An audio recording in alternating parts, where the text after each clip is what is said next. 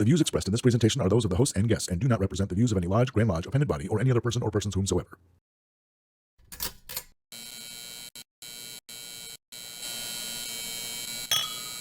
Brotherhood, we are at Refreshment. Eminent Grand Commander of the Knights Templar State of Illinois. Joe Farrell, past master. And Mark. Patrick Robin. Companion Derek Helfer. There's two guys and we don't even know who they are. You are so fired up! And I've made so many good friends, some that drag into podcasts. Confirm all day. And you want to fix it, you want to help with the purple tassel. There's no, don't worry about it. You won't get it. I myself am part of that 10%. To join the shrine, the Scottish Rite. You're here. 5, 4, 3. It's exactly like that. We use the whole Party time. Excellent. Game on. Welcome, everyone, to the At Refreshment Masonic video podcast. I'm your host, Wesley Reuter. Let's meet everyone else. To my right, we have... Will Anfield, worshipful at Elmhurst 941, and I'd like to present all of you the biggest of confirms.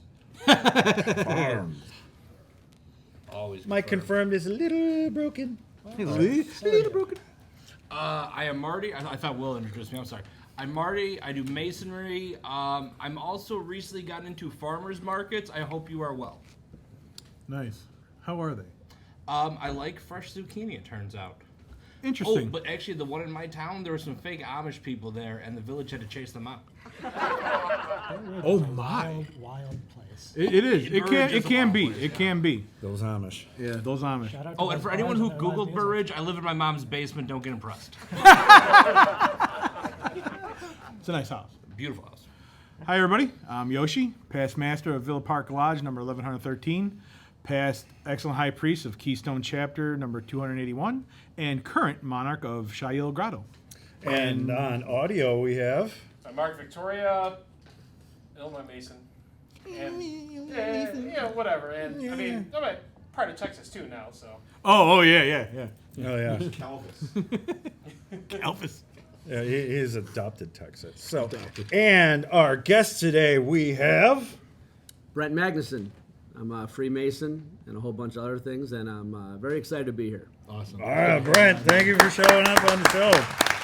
Brent, I want to welcome you to the Overlook Hotel. Thank you for coming here. Yeah, I keep forgetting, New backdrops, scenery, go. I'm going to be impressed to see how long the Shining jokes go for before we just get tired of them. You mean that's a backdrop? We're not really at the hotel? We're not really there. I mean, red rum. I mean, what? Oh, I did get chased by a big wheel down the hallway, but...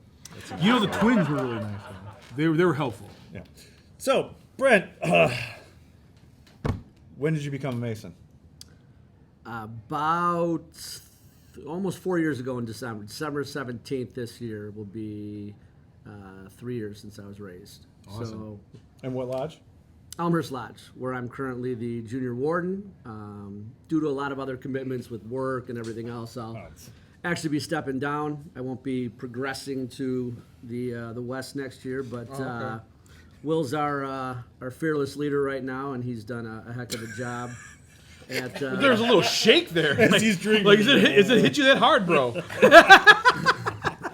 But yeah, masonry's been phenomenal. It's in the short amount of time I've been a Mason, I've really grown to have just such a tremendous amount of respect for the chairs themselves and the men that have sat in them before me. So I don't want to disrespect any of those chairs. I have so many other commitments that, unfortunately in life we have to prioritize things, whether they're family or work or whatever. And family, work, and God come first, man. They do. That's the way it is. Yeah. I mean, this is a voluntary organization. This is us getting out and having fun, and those things that need to come before it for a reason. And that's one of the first Masonic lessons. It is. It truly is. And that's why, So. Brent, I'll say you got it, because when you realized, hey, I have to put my family first, my work, my relationship spiritually with whatever you believe in, and then masonry later. And the fact that you could diagnose that and go, I'm not the guy I need to be for this chair yet, because I love this chair so much,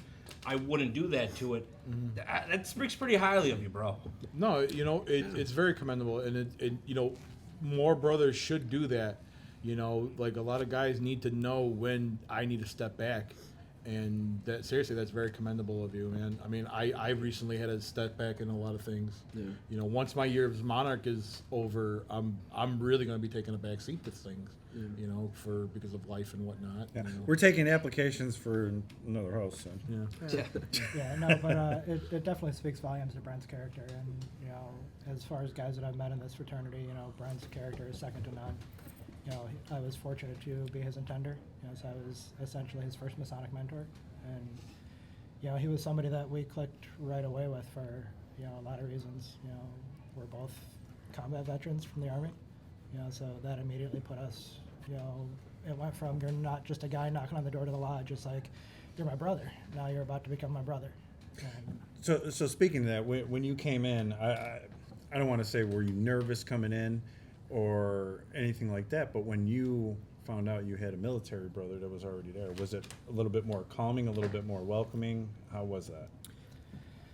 we'll see if his version of the story matches up with what actually Yeah, that's what I was happened. going to say. Now give me yours. You guys Yeah. Oh, you go behind the curtain. Yeah, so the actual story is I did not find out Will was an Army veteran, which I'm also an Army veteran. I didn't find out he was in the Army probably until at least 3 or 4 weeks after I'd met him and already had started prepping for the first degree. And I was sitting... At Green Dragon? I was sitting at Green Dragon, and I was talking to someone, and they're like, "Oh yeah, I heard you were in the military, and you do like executive protection work, and you're overseas a lot." And we talked a little bit about that, and they said, "Yeah, you're like your buddy Will." I said, "What about Will?" They said, "Yeah, he was in the Army too." I'm like, "What are you talking about?" I This guy? Yeah, I'm like, and I said, I didn't say it like to be mean. I just said it like, "You're talking about Will Anfeld." He's like, "Yeah, he was a sniper in the Army." I'm like, "Cool, I'm Ray Charles. Good to meet you." Again, it's not like he doesn't look the part or isn't cool enough to do that job. 95%, and that's one of the really quirky, cool things about Will, is 99% of the time when you meet another veteran, it's not quite as bad as meeting a vegan, because when you meet a vegan, within 3 seconds you know they're vegan. I don't know if I'm allowed to cuss on the show or not. Don't worry about it. Don't even worry. Vegan. Yeah, don't worry about Hi, it. I'm Brent. I'm a professional speaker and an Army veteran. Hi, I'm Joanne. I'm a vegan. I like tofu. Like, you can't get away from that. And usually it's the same when you meet other veterans. And usually it's what you do in the military, what branch were you in, just the standard stuff. Kind of like when you meet another Mason. Oh, what lodge are you from? What degree are you? Are you in any appendant bodies? Yeah. It's the same You want language. to talk shop. Yeah, you do. You want to talk shop. You do, yeah. And It's Will didn't even mention that he knew where the shop was, which was really interesting. So it was one of the strangest encounters I've had with a veteran. And at the same time, it ended up, I really liked how he slow played that. So It added to his mystique. it did, and that's what prompted me to nickname him Will the Thrill. And Wow, we nicknamed him that too. because so it was just so odd that I found out, like, sitting with Todd Thorson and another Master Mason, and they're like, "Oh yeah, Will had a couple deployments," and I'm like, "Where?" I'm like, "When?" How?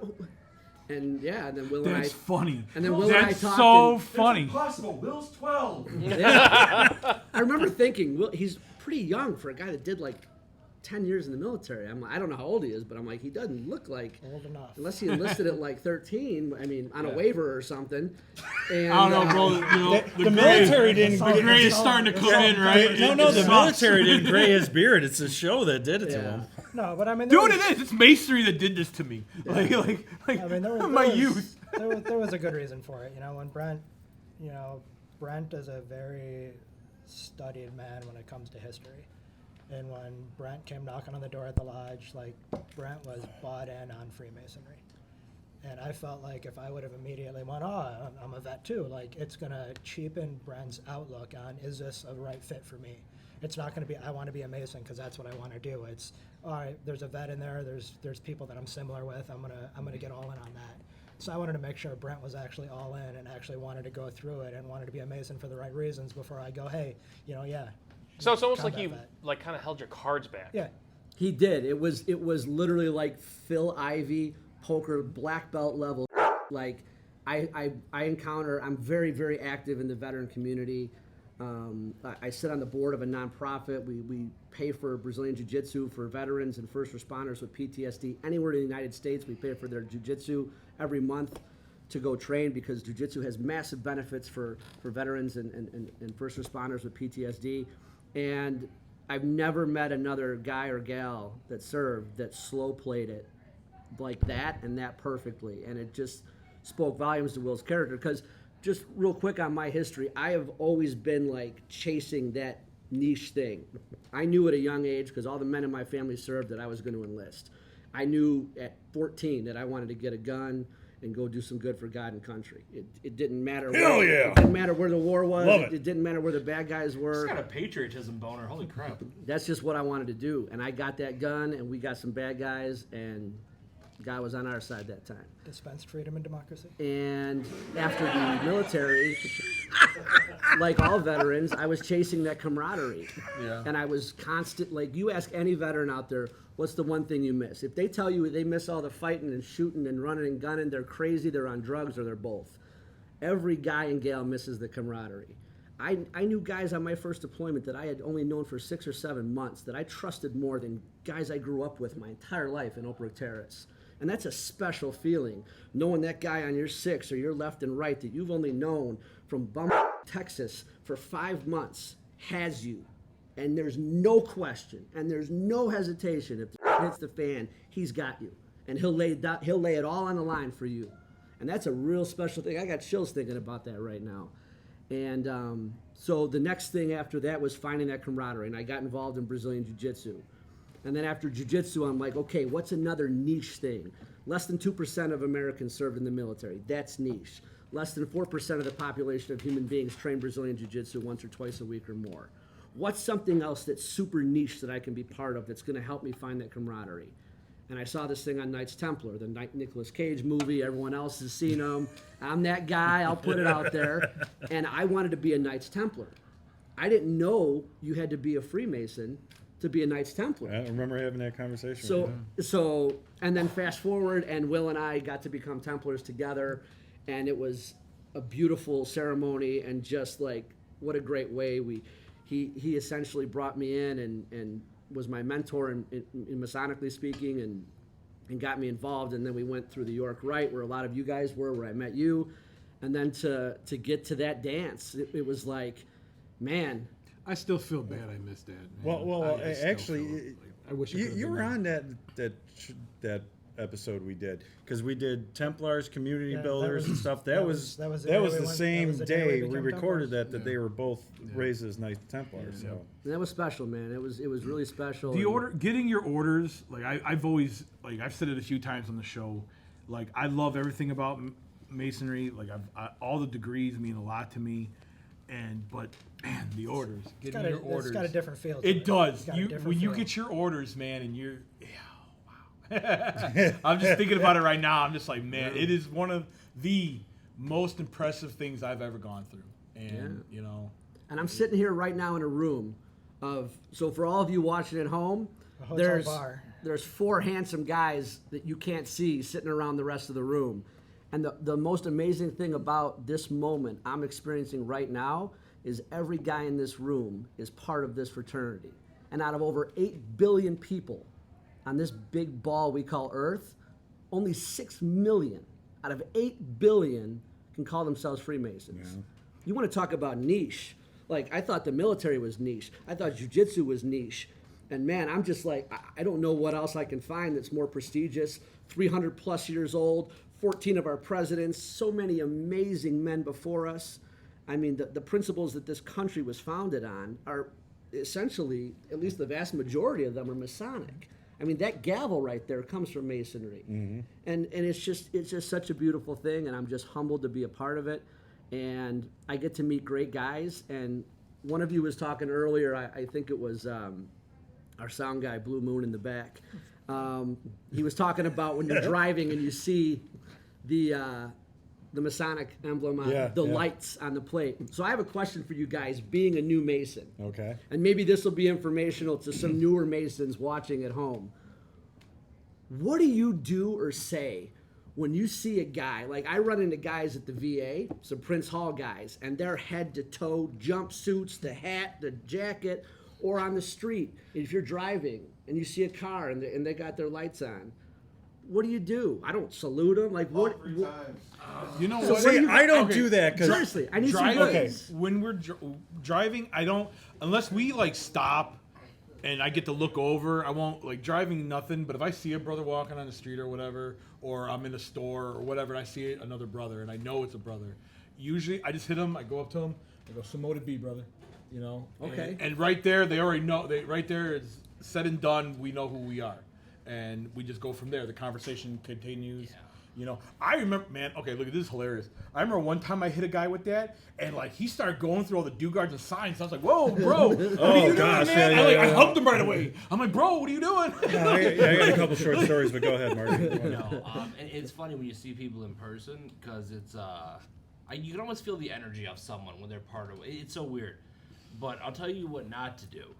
Never go out of your way to chase down a guy who had a Masonic emblem on the back of his car to finally catch him at a light after you went well out of the way, for him to roll down his window while you're throwing the first-degree do-guard at him, and then for him to go, "What's going on here?" I'm like, "The emblem on your car, brother. I love you. We're brothers." And he goes, "I just bought this used." I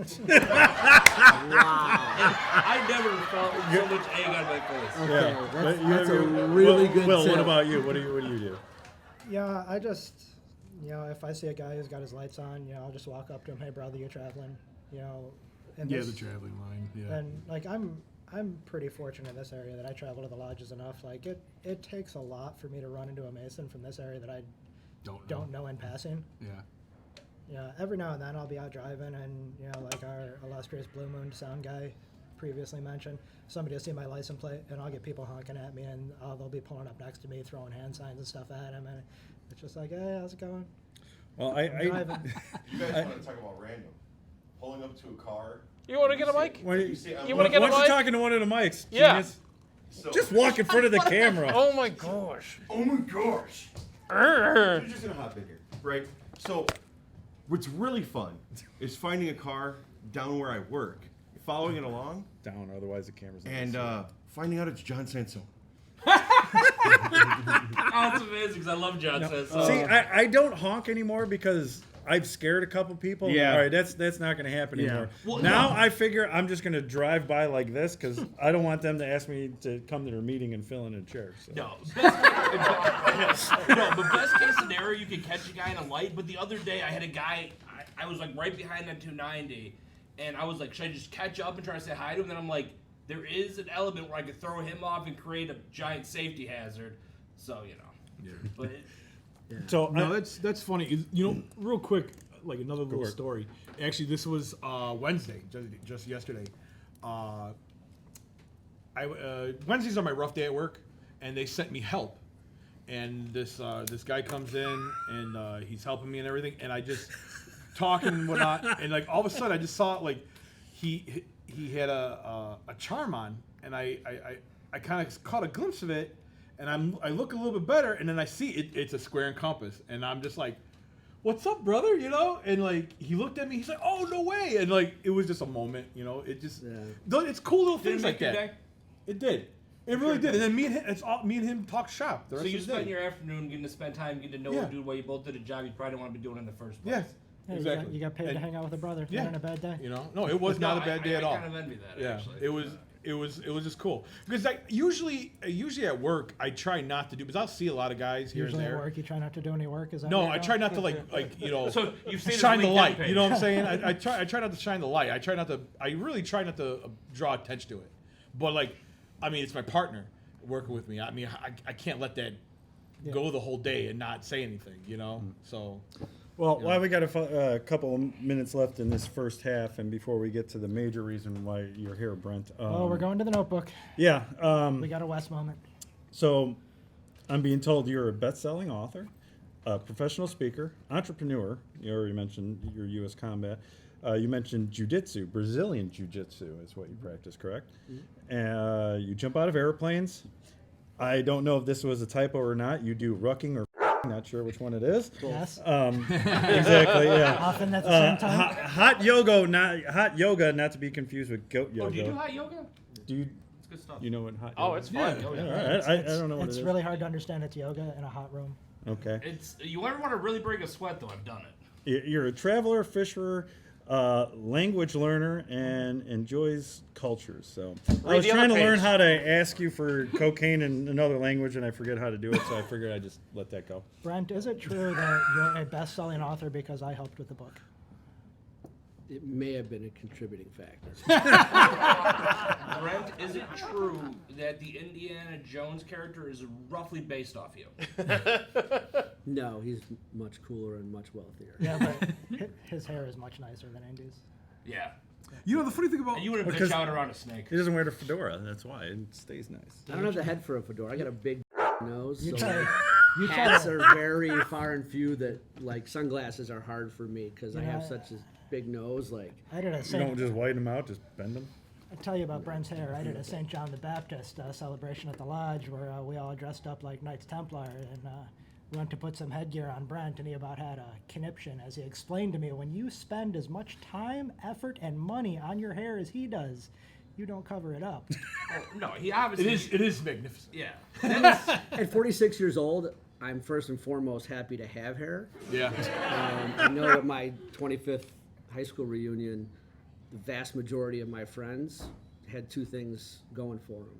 They weren't too happy with their wives, and not a lot of them had hair left. So I'm really glad that I love my wife. I'm even more glad that she likes me. And I'm glad I have a full head of hair. Nothing against bald guys. My brother's bald, but I was adopted at birth too, so there's a little difference. I bet that pisses your brother off every time you walk in with that perfect coif. Yeah, but Yeah. he's adopted, so it's not like they're blood. Yeah. You know, so it can't, Hey, a you bald man can still really. be jealous of another man's hair. I guess so. I guess so. But I'm pretty sure Hey, there's been a few people. What during prophet my was life it in that the have Old not been happy with Testament me. that there was Samson? young? Samson? It was no. There was young children yelling or making fun of him because he was bald, and then he made a bear go after and kill the children. Yeah, it's in the Old Testament. It's great. a You should wild read it. book. I forget what it is, but anyways. All right. Well, with that, we got to take a break real quick. Before and we take that break, not to do any dramatic foreshadowing, but I can honestly say Brent's book might have saved my life and changed my life. And we'll get into that after the break. Huh? well, Man, that's a good. I don't That's know. good tease. That's good That's a tease. good end. That's Yeah. good right tease. there. That's a lead. All right. you know, Yeah. we're gonna come back with that. So we'll be right back.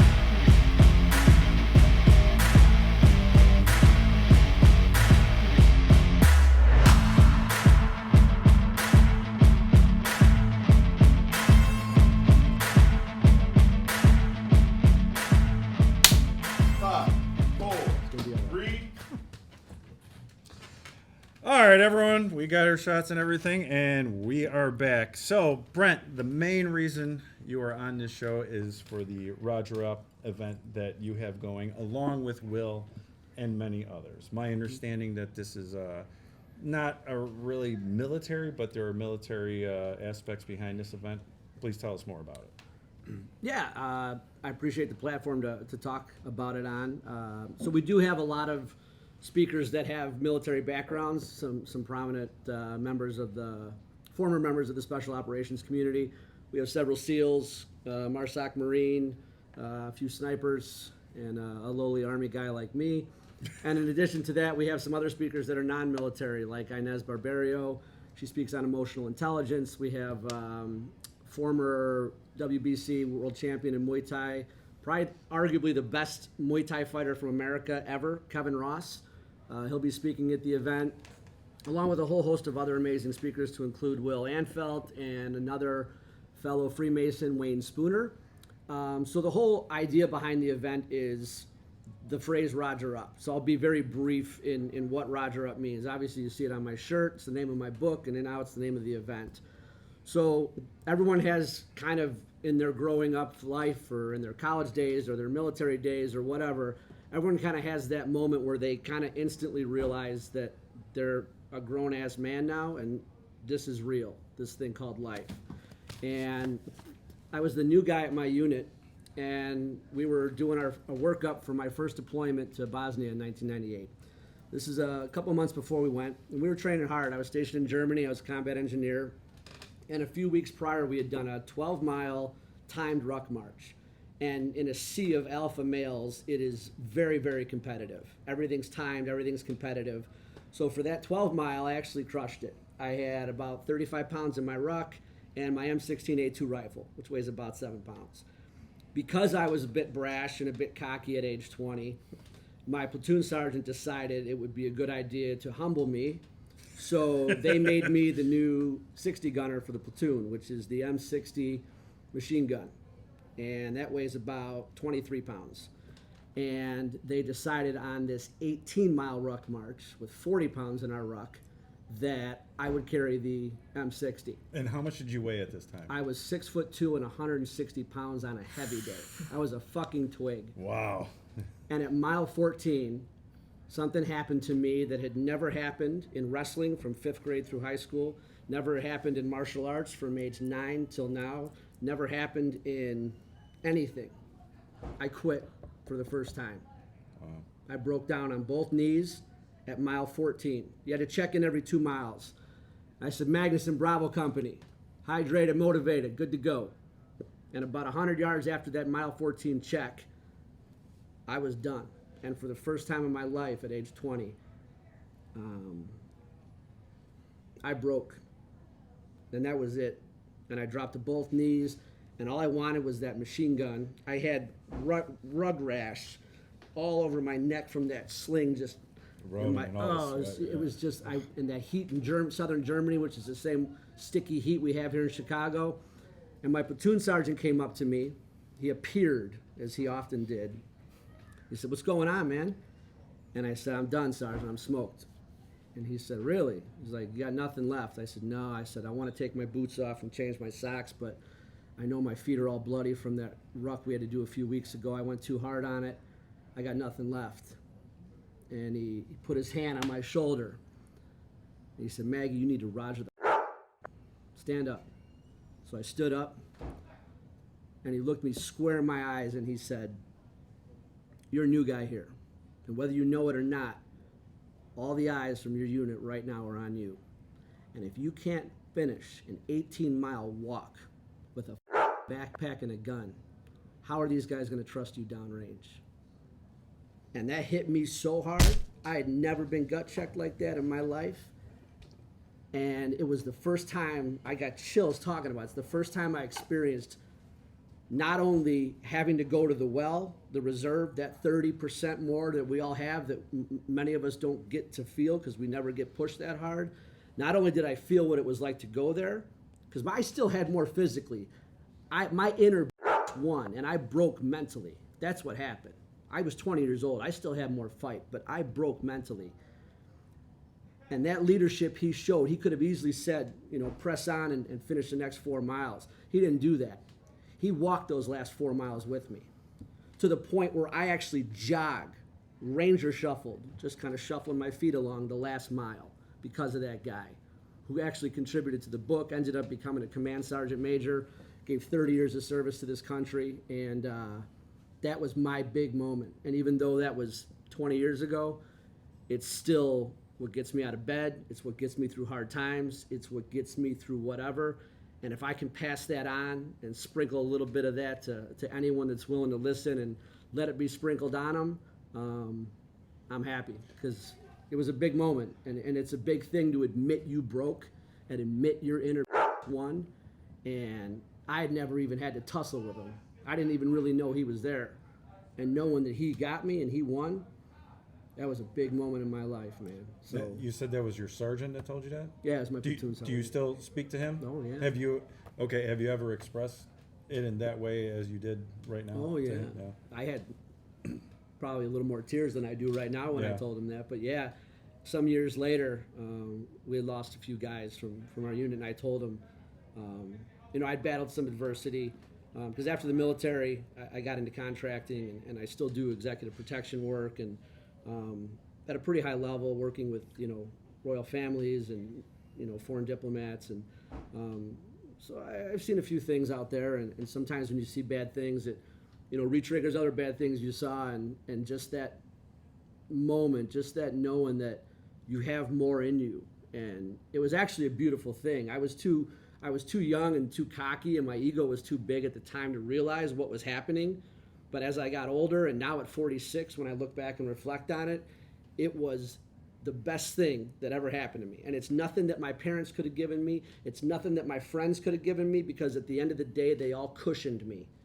And it's one thing to be honest with someone, and it's one thing to be brutally honest and have no to give when you're telling someone the truth. And that guy was out of to give, and he told it to me how it was. And knowing that I was going to potentially let down the entire unit, and knowing that those guys may not want to deploy with me, someone would have had to kill me not to finish that. And trust me, all I wanted was that. We call it the pig. It's 23 pounds of machine gun. Now, if there's bad guys on the other end, Yeah. it's a beautiful thing. Yeah. But carrying that pig around, especially as a skinny guy, was not a good thing. But it was one of the best days of my life, and I appreciate you letting me share that story. Not a problem at all. So, like, the story that you just told us, is this something you do at these Roger Up events? And how long have you been doing them? We've done some smaller events with myself and my partner in this, Jason Redman. He's a retired Navy SEAL, did 21 years in the teams. And in Karma, Iraq in 2007, he was in a really bad firefight, kind of an infamous one, and got his arm all shot up, and half of his face, took a round back here, blew off half of his face. 40 surgeries later, somehow the guy's still handsome and is one of the most prolific speakers and biggest motivators I know. He's two-time New York Times best-selling author, and a lot of the stuff I talk about is your circle of influence. It's something that's really changed my life. When I started looking at different times in my life and areas that I had success and times when I kind of fell into the valleys, my peaks were always when I was surrounding myself with, like, if it's a basketball team, I had like 4 or 5 Michael Jordans. And when I was in the valleys and I was lonely, or I was depressed, or I was drinking too much, or I had sleep issues, or I was just being a bitch and making excuses, it was more than likely because of the people I was surrounding myself with. I know exactly what you're talking about in so many ways. And I've never done anything quite as impressive as you have. And Brent, you have all my respect wholeheartedly and I mean that. I'm not patronizing you in any form or fashion. However, and not to jump Masonry back into this or what you're doing, but that's one of the things that when you actually do Masonry that actually works out perfectly. And this podcast is awesome, by the way. This podcast is wild. And there's so many situations where you could share the light. Like you talk about Masonic light, every dude in that room has some light. When you're at your low points, you could actually share it and take it. And I know it's different from the military world where you came from, but I know exactly what you're talking about to a certain extent. I'm just so glad you said it. Yeah. Yeah, and I mean, Brent had that exact same moment where his platoon sergeant came to him. Brent did that for me. For my friends, I've never shied away from the fact that, like so many other vets, I've had my mental health struggles. Always have. Some days are better than others, and after Brent's book had came out, I went through a particularly bad patch of my life, and there was one night I found myself in the midst of a pretty bad panic attack where I was quite literally curled up in a fetal position in the bathtub. Didn't know how I was going to make it through the night, and somehow my phone rang, and I looked down, and 9 times out of 10, if you call me, it's going to voicemail because I don't like talking on the phone. And I see Brent's name, and I'm like, that's weird. Why is Brent calling me right now? And I answer the phone, and Brent could hear it in my voice. Could tell I was in a bad spot. And he's just like, brother, what's going on? And Brent was probably the only person that could have called me that night where I would have told him, hey, you're never going to guess where I am right now. Because he was the only guy who wasn't going to make a big deal out of it. He was the only guy who's not going to tell me, you're just walk it off, go drink some water, you'll be fine. And, that night, Brent talked me through it. And a lot of the stuff that we talked about was a lot of the stuff that I already knew, because, I mean, he's given me the lessons that I got out of his book that, I was fortunate enough to contribute it to. And, coming out of that, Brent was calling me every day, checking in on me. We were meeting up for coffee. We were going over the same lessons that he and I learned in the military, the same lessons that were instilled in his book. Get up every morning at 5:30. Get that routine going. Suck it up and take a cold shower. Every morning, write down some goals on a piece of paper. Start crushing those goals. Look at the people that you're surrounding yourself with. And that was the one that hit me when I stopped and I looked at the people that I was surrounding myself with, and I was like, well, I'm not supposed to be the smartest guy in the room. Like, these guys aren't doing anything but keeping me down. And, you know, those lessons out of that book went from, you know, just some crazy stuff that I read in a book that, you know, my buddy Brent wrote to, like, holy shit, this is some serious stuff. This is stuff that could actually make a difference. And, you know, when, you know, I found out that Brent was throwing this event together, you know, I was humbled and honored that he asked me to be a part of it. And, you know, sure, yeah, we've got the military thing going, and there's a lot of other military guys that are at this event, but, like, there's military guys and there's military guys. You know, I'm just an Army guy who did 3 tours. You know, I'm not Special Forces. I wasn't a Navy SEAL, the super sexy folks that everybody cares about. You know, I wasn't a Marine Raider. You know, I didn't come home with any, you know, injuries that you can see. You know, but Brent believed in me enough to have me be a part of that. And, you know, I can honestly say, you know, my life changed because of Brent. Don't know if I'd be here today if it wasn't because of Brent. Well, I'm glad it changed and you're here today because of that. It sounds like the book, even though you contributed, really helped you. And I know, or at least I want to assume it's military that you were thinking of, and he's helping you with that when you're in that situation. Am I right? Or no, it's like I might be the one fortunate vet that doesn't have military problems. You know, when the fun comes at night. You know, it's never crazy stuff that I did in the military. It's life that gets to me. The military to me always made sense. And I think that's one of the reasons Brent and I have always gotten along so well. Like, we understand that the military world makes sense. It's, you know, the rest of the world that sometimes gets kind of scary and doesn't really make sense. And that's the stuff that I struggle with. And, you know, it's been a crazy, wild ride to consider how, in the grand scheme of things, I've only known Brent a couple of years, but the stuff that we've been through, and now to see it come full circle and to see this, you know, harebrained idea that Brent had 3 years ago about putting together this amazing event that was going to change the world, and then, you know, COVID pops up, and then all of a sudden he's doing it. And not only is the guy doing it, but he's actually allowing me to take a small part in it, and it's humbling and it's amazing.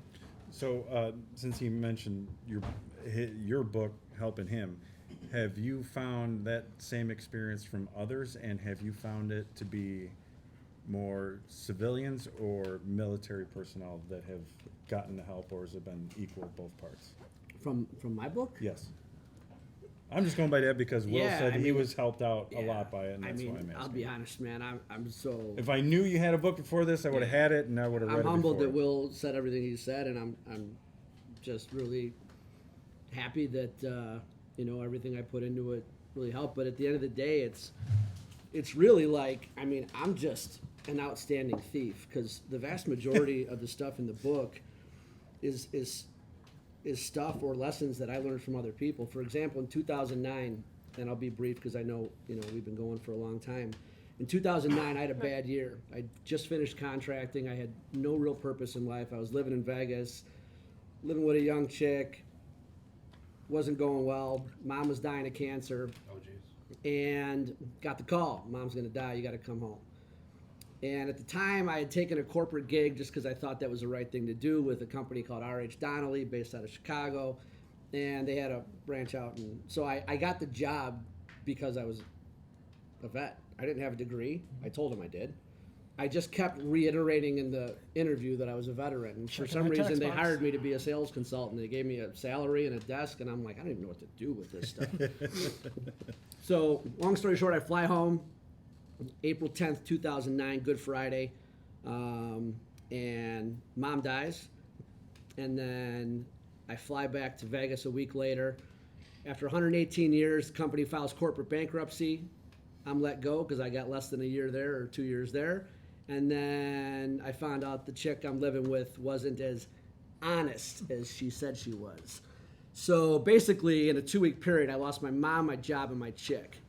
And all the that I've been bottling up and suppressing and pushing down, that I hadn't dealt with professionally, that I hadn't addressed properly, that I hadn't sat down and talked with a professional about just came out, and I just stopped being that guy that I was. I forgot how to even spell fitness. I forgot how to even spell anything that was productive in my life. And by the end of the year, I found myself super depressed to the point where I took all the mirrors out of my house. I was so disgusted with what I looked like. I was overweight. I was depressed. I had bags under my eyes because I wasn't sleeping. I had no mirrors because I didn't even want to look at who I was. And about 2 o'clock in the morning, I was watching a Tony Robbins seminar on TV, and I bought the whole lot. I said, fuck it, I'm going all in. I'm going to drink the Kool-Aid just like I did in the military. And fast forward, about 4 months later, because of that, on New Year's Eve, I decided I'm going to do an MMA fight. I'm going to lose 45 pounds in 12 weeks. I'm going to do my first MMA fight in Vegas in front of 2,000 people. I'm going to break the guy's arm with a jiu-jitsu rod. And I'm going to invite all the guys from my old unit to come watch. And I'm going to make my ex-girlfriend come because I'm going to buy her a ticket. So I did all of that. And in preparation for that fight, I was training at 2 gyms in Vegas. One was the Tap Out Training Center. Okay. Chuck Liddell, the former UFC light heavyweight champion, was training there, preparing for Vanderlei Silva. And like Oprah, like Bill Clinton, like Mother Teresa and Nelson Mandela before him, Chuck Liddell hired Tony Robbins to be his mental coach. This guy has no idea how much he changed my life. And about a month before this, I had given all those CDs and DVDs to one of the owners of the Tap Out Training Center. And he gobbled it up and said it was helping him with his business and helping him with his life and his wife and his relationships and his kids. Because Tony's a genius, man. He's the real deal. The guy from Shallow Hal. So I know who you're talking about. I'm walking out. No, I've watched a number of his motivational speeches. I'm walking out of the gym, and I did my usual, because I was there twice a week. I stopped by the counter to buy my 300th pair of wraps because the girl was smoking hot at the counter, and I'm just like, hey, do you know how much a polar bear weighs? Enough to break the ice. And that was my line every day, and it got to the point where she would just laugh because it was funny. So I'm doing my little shtick. She's not buying. I'm putting all the bait on the hook I can. Nothing. Who walks in? Tony Robbins. And I'm just like, literally, man, I don't get too fanboyish around other grown men, except for this guy. But when Tony Robbins walked in, my whole body was just like, because he had no idea. The Mariana Trench is the deepest place on earth, and that's where I was, man. There was no fucking light. There was no life down there. There was no nothing. No mirrors in the house, even just me and those demons. And Tony Robbins literally grabbed my punk ass and pulled me out of there. And here he is, all 6'8", standing in front of me. And the gym owner walks up to him and says, Mr. Robbins, it's so great to meet you. I know you're here to train Chuck. I just want to let you know, this guy, and he points to me, gave me all your CDs, and I just think they're unbelievable, and I've been using all of them, and I just want to say thanks. And in front of about 15 people, Tony Robbins says, he points to me and he goes, so you're the guy giving all my shit away for free. And I'm like, this is the guy from Shallow Hal. Go ahead, Marty. There's 2 things there that need to actually be highlighted. Yes. One, that guy who runs the gym, he did the classiest move he could, and he gave that light to you. So solid. No, that was pure class. Yeah. And the second thing that was classy, and this is the thing to Tony Robbins, and this is how I look at situations. The first thing he did was, because the whole room was looking at you, could kind of put you in a funny spot, is he made it a joke. He wasn't punching up, he wasn't punching down, but it immediately took that stress off. And that says everything you need to know about both of those guys because of how they handled themselves in that particular situation. They threw that light to me. It was He crazy. said, hell yeah, I'm making you poor. Yeah. No, but that was all very calculated, and men do not do that stuff. No. That guy eventually gave you that light because he knew that dude was there for Chuck. He doesn't know you from Adam, but he made sure he knew you because he was a good guy. Yeah. And then Tony Robbins saw, and he's like, I'm gonna make a little gag here so it's not all these guys at this gym staring at this poor dude who happens to like my tapes. And very cool. It was amazing. And then, long story short, before he went into work with Chuck, he pulled me off to the side. I put my hand out and it was like shaking hands with a polar bear, man. He's got these big paws. Oh my God, he looks like he can eat a watermelon like an apple. Yeah, and he's just, like, I don't know if you guys have ever, there's only a few people I've been around in my life where they just have this energy. And it's different. And you just, when you're with them, you feel better, you feel more confident, you feel more positive. They just have this aura. And he's one of the very few, maybe 5 or 6 people in my life that I've met where it was just like, it was just a whole nother level of human. It really was. And he pulled me off to the side and he said, hey man, I know I kind of put you on the spot there, but I appreciate you sharing that stuff with these guys. And tell me what you got going on. And we had probably the most important 3-minute conversation I've ever had with anyone, because I had just come out of some battling some demons, and he said something to me I'll never forget. And he said, before it was a cool, catchy thing to say, he said, your network is your net worth. You are the average of your 5 friends. Who you surround yourself is everything. And I'd never heard him swear before, because he doesn't swear on his tape. So when I heard him drop an F-bomb, it was even more humanizing. Like, okay, this guy swears. He's a real person. And I walked out of there, man. I mean, dude, you thought I was walking on the clouds. It was like just an amazing, amazing life moment. So I took all that, and I was going to seminars at the time. I did the same thing Tony Robbins did when he was younger. I made a goal to read 1,000 books in personal development in 3 years. I got pretty close, and just tried to consume all the personal development stuff I could and just try to level up and be a better person. And then I got involved in Masonry, which has helped me level up more. And that's where we're at. And we're just trying to put this event on because I feel like COVID did such a great job of keeping people locked up in their homes, keeping them non-social, all the bad on the news, whether it's right or left or whoever. There's just so much negative stuff out there right now. And all we want to do is just bring a ton of positivity, give you some life lessons, some tools to put in your proverbial tool belt to take out and immediately apply to the real world and potentially help you be the best version of yourself. And that's what's important to us.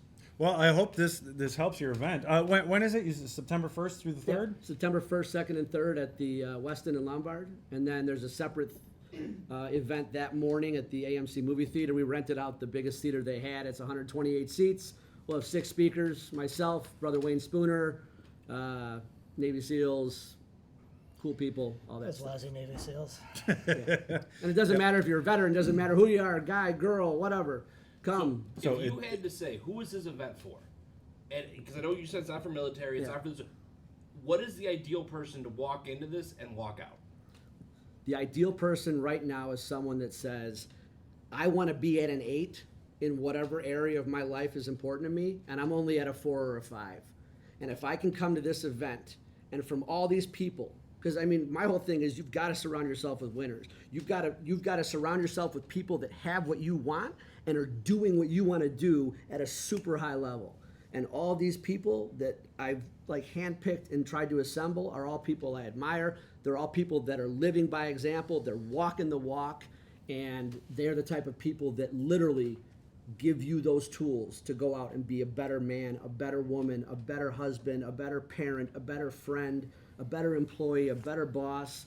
And that's all we want is if you take one gold nugget from there and you immediately start leveling up in one of the 4 F's of your life, whether it's family, fitness, friends, or faith. If you start leveling up, if you go from a 3 to a 5 or a 4 to an 8, we've done our job. And for a small investment, financially, and more importantly, time-wise, because I believe time's the most valuable commodity we have, if you do that and you get a return on that investment that benefits your family, that benefits your friends, your kids, your faith, masonry, whatever, then we've done our job. Awesome. Yeah, I mean, not to give away too much of what I'm going to be talking about, but, it's for that person out there who's, going through the motions and they're tired of surviving and they want to start thriving. Excellent. Well, what, Marty, because... Can I select, Brent, I got to say something real quick, dude. Well, the Lily going to shut off. You want to do another one real quick? All right, we're going to take a real quick break, and we'll be right back. Overtime.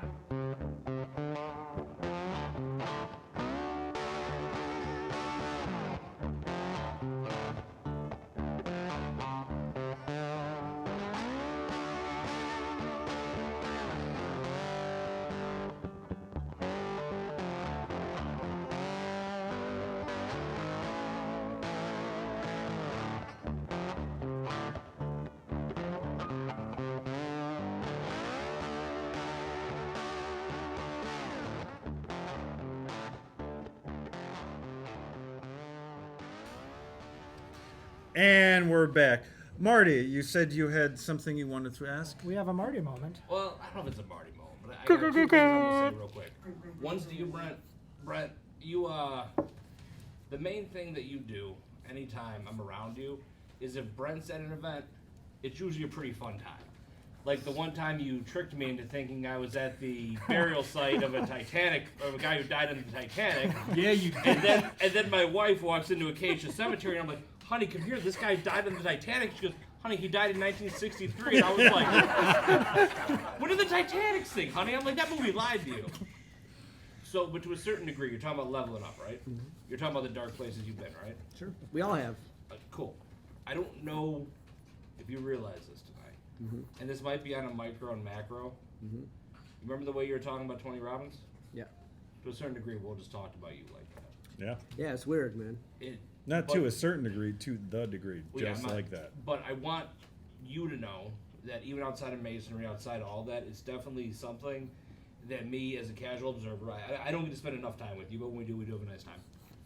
It's something that I noticed. And remember when we were saying that dude took the time to make sure he shined on you when Tony Robbins was there. Yeah, it was awesome. And you were talking about how it changed and it leveled up. If you look at it, what you set out to do, you actually accomplished. And you still have a ton to do. I hope this Roger Up stuff becomes the biggest franchise ever. I hope you're on infomercials at night when I just get in from the bar and I'm like, hey, there's my boy Brent back on the TV selling those tips. Well, we all started on the Refreshment But podcast. I as a soldier, God bless you. As a friend, God bless you. As a Mason, God bless you. But I just want you to know, and if that didn't hit you with the levity of bricks that it should have, that what you're setting out to do, you're actually doing. And this event is going to knock socks off. I know on our social media we'll have some links to sign, maybe some even deals worked out for you so you guys could attend. But Brent, you were a speaker at our High 12 club.